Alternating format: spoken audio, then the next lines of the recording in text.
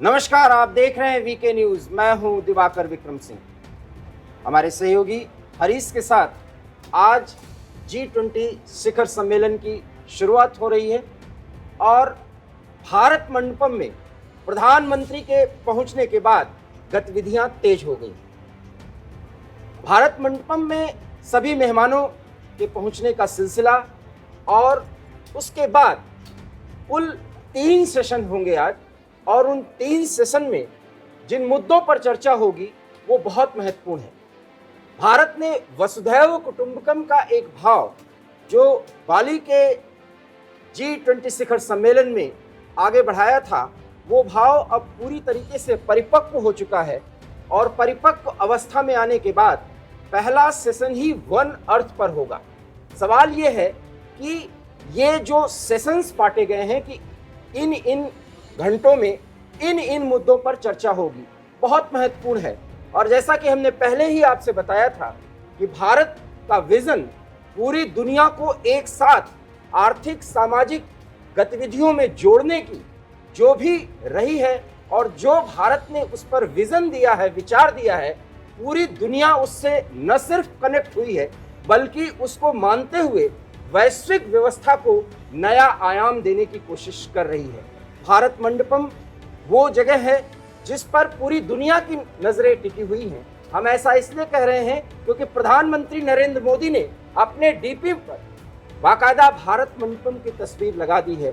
वो भारत मंडपम जो भारत के विकास, भारत के संविधान के हिसाब से 140 करोड़ आवाम के विकास का सूचक है और प्राचीन परंपरा और आधुनिकता का एक ऐसा समागम है जो भारत मंडपम में देखा जा सकता है। तस्वीरों में भी आप देख सकते हैं प्रधानमंत्री नरेंद्र मोदी अपने लाव लश्कर के साथ वहां पहुंचे हैं, विदेश मंत्री और NSA भी उनके साथ मौजूद हैं।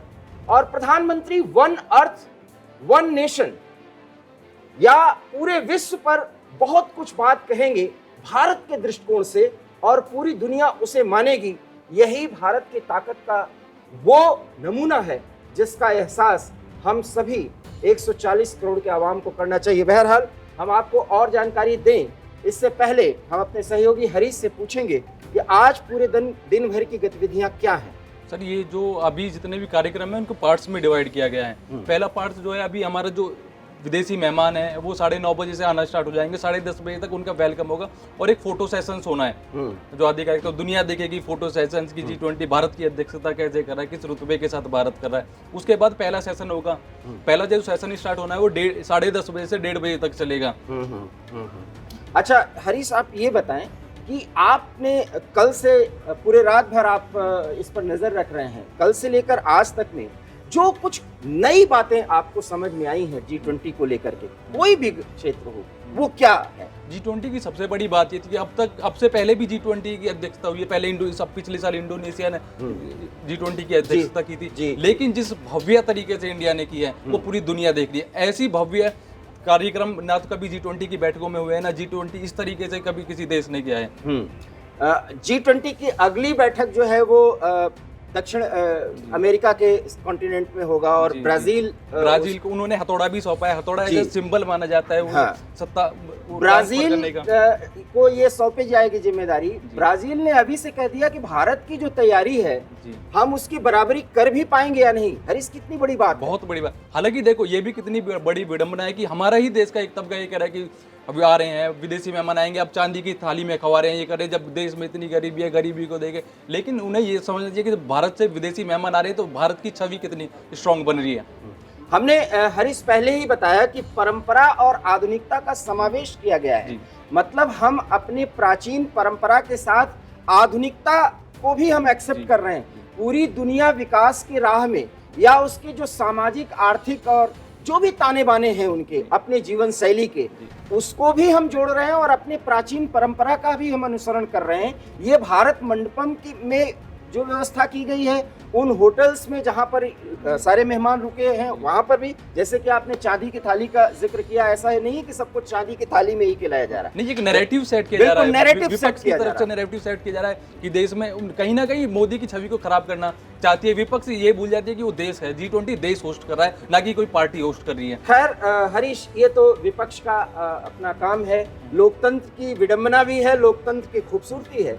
लेकिन सवाल ये है कि इन 3 सेशंस में जो भी बातें रखी जाएंगी G20 के मंच से, उसका मजमून आप क्या भांप पाए हैं, वो क्या होगा, उसका दायरा आपको क्या लगता है? जो पहली जो बैठक होनी है वो उसकी जो थीम रखी गई है वो वन अर्थ रखी गई है। वन अर्थ पे हो सकता है कि हम एनवायरमेंटल के पे बात करें, जो सामाजिक पूरी वैश्विक जो समस्याएं हैं उनके ऊपर चर्चाएं हो सकती हैं। वन अर्थ वन नेशन, ये कंसेप्ट है, वसुधैव कुटुंबकम की बात को आगे बढ़ाना है। हरीश, हम इस पे आएंगे।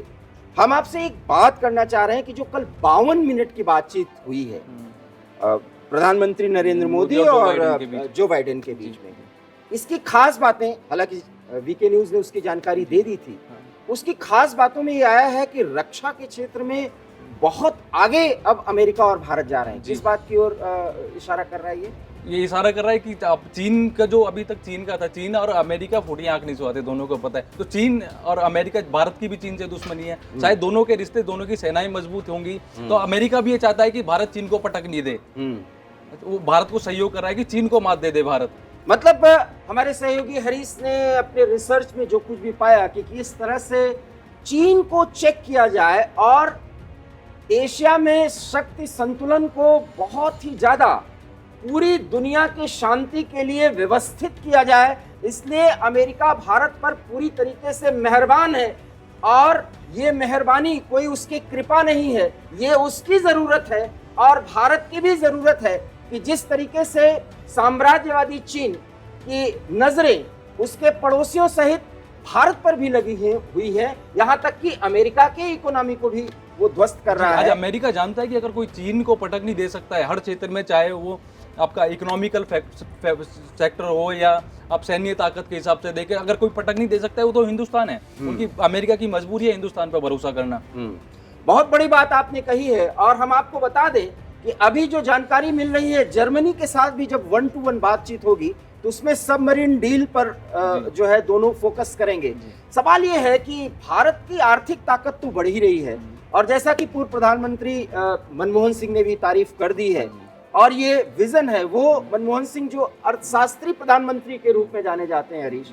सवाल ये है कि मैं फिर उसी बात पर आऊंगा कि विपक्ष चाहे जो कहे, और विपक्ष का काम है कहना, हमें उसका स्वागत करना चाहिए, लेकिन जिस दृष्टिकोण से आप किसी भी तथ्य की या किसी भी फैक्ट पर आप अपने आलोचनात्मक विचार रख रहे हैं, फिर आपको विकल्प भी बताना चाहिए, जो विपक्षी नेता के तौर पर राहुल गांधी नहीं बता पाते। खैर, फिर मैं कहूंगा कि ये उनका काम है क्योंकि वो विपक्ष के नेता हैं। सवाल ये है कि भारत का वो दृष्टिकोण जो अब अमेरिका भी मानने को मजबूर है, वो ये है कि पूरी दुनिया G20 के साथ जुड़े। ये ग्रुप 20 के ऐसे देश हैं जो पूरी तरह से विकास की राह में उतना आगे बढ़ चुके हैं जिसकी राह पर चलकर गरीब देश और विकासशील देश जो है वो आगे बढ़ सकते हैं। इसलिए अफ्रीका को भी भागीदारी दी गई है। अफ्रीका के भागीदारी इसलिए हुई है, हम आपको ये जानकारी दे रहे हैं, वो ये है कि जिस तरीके से चीन ने अफ्रीका को अपना एक उपनिवेश बना लिया, अफ्रीका के देश को, ये नहीं कोई एक देश है, वहाँ के 25 देशों में उसका इन्वेस्टमेंट है, वो अमेरिका को भी नहीं अच्छा लग रहा है और वो भारत को भी नहीं अच्छा लग रहा है। इन दोनों ने ये ठान लिया है कि अब चीन की वो साम्राज्यवादी व्यवस्था जो अफ्रीका में प्रभावी है, श्रीलंका को उसने तबाह कर दिया, पाकिस्तान को, खैर पाकिस्तान की तबाही और उसके आबादी पर हम, उसके आबाद होने पर हम न सवाल उठा सकते हैं, ना हम खुश हो सकते हैं, ना हम नाराज हो सकते हैं। और इस बहुत महत्वपूर्ण बात आपने पाकिस्तान का जिक्र किया। मणिशंकर अय्यर जैसे कुछ राजनयिक मामलों के जानकार हमेशा कहते रहे कि एक मजबूत पाकिस्तान स्थिर भारत, शांतिपूर्ण भारत के लिए जरूरी है। मैं इसको नहीं मानता।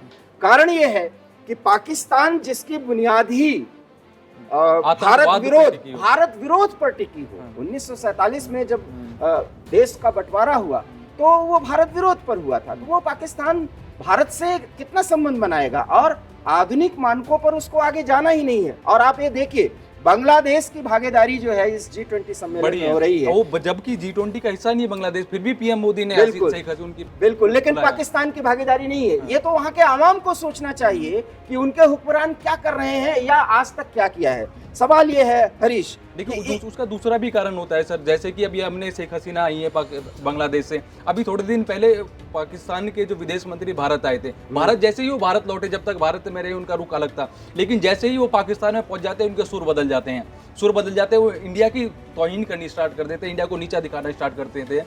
तो कहीं ना कहीं सरकार भी ये सोचती है कि हम पाकिस्तान को बुलाएंगे आएंगे या पाकिस्तान से कोई आएगा, वो वापिस जाके फिर वही राग अलापना शुरू कर देगा, तो उन्हें बुला के भी फायदा क्या ही हो जाना है। तो कुल मिला के हरीश, ये वैश्विक व्यवस्था ऐसी है जिसमें दृष्टिकोण भारत का है। भारत के दृष्टिकोण में न कोई अमीर है न गरीब है, क्योंकि भारत ने भी विकास का रास्ता जो तय किया है वो गरीबी से, जब 1947 में हम आजाद हुए थे तो हम सुई भी नहीं बना पाते थे, और आज make in India, made in India के उस कॉन्सेप्ट पर हम चल रहे हैं, जो पूरी दुनिया को कह रहे हैं कि हमारे यहाँ इन्वेस्ट करो, हमारे यहाँ बनाओ, हमारे अनुभव को लो, हमारे अनुभव से अपने यहाँ भी डेवलपमेंट करो और हमारा भी डेवलपमेंट हो, क्योंकि विकास की राह में 140 करोड़ के आवाम को हमको बराबरी के स्तर पर लाना है। हमने अभी स्वीकार किया है कि हमारे अभी कम से कम 25% आबादी को विकास के उस मानक तक या उस स्तर तक पहुंचाना है जब हम वास्तव में एक विकसित भारत कहलाएं। 1947 में हमने एक कसम खाई थी कि हम समानता के आधार पर, बंधुत्व के आधार पर, सह अस्तित्व के आधार पर, पंचशील के सिद्धांत के आधार पर आगे बढ़ेंगे। गुटनिरपेक्षता की रणनीति को अपना करके हम आगे बढ़े हरीश, और आज वो सारे अनुभव काम आ रहे हैं जब वसुधैव कुटुंबकम में हमने पूरी दुनिया के आर्थिक सामाजिक ताने बाने को बुन दिया है। क्या कहना चाहेंगे आप?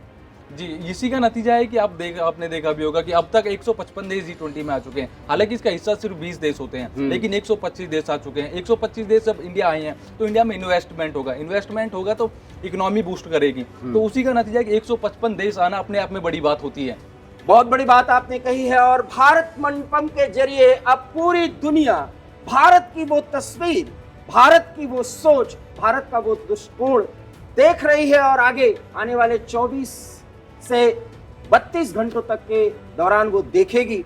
और वन अर्थ वन नेशन और वसुधैव कुटुंबकम किस तरीके से एक दूसरे के पूरक हो गए हैं, इसका भी अवलोकन करेगी और इसका भी मूल्यांकन करेगी, और दुनिया देखेगी कि भारत ताकतवर होकर के किसी को दबा नहीं रहा है, बल्कि सबको साथ लेकर आगे बढ़ने का एक संकल्प लिया है। इस संकल्प को पूरा करने में उसने दुनिया के ताकतवर देशों को, विकासशील देशों को, गरीब देशों को, सबको एक साथ लेकर आगे चलने का एक सपना देखा है। ये सपना जरूर पूरा होगा, क्योंकि 140 करोड़ के आवाम चाहती है कि हम विश्व गुरु बने।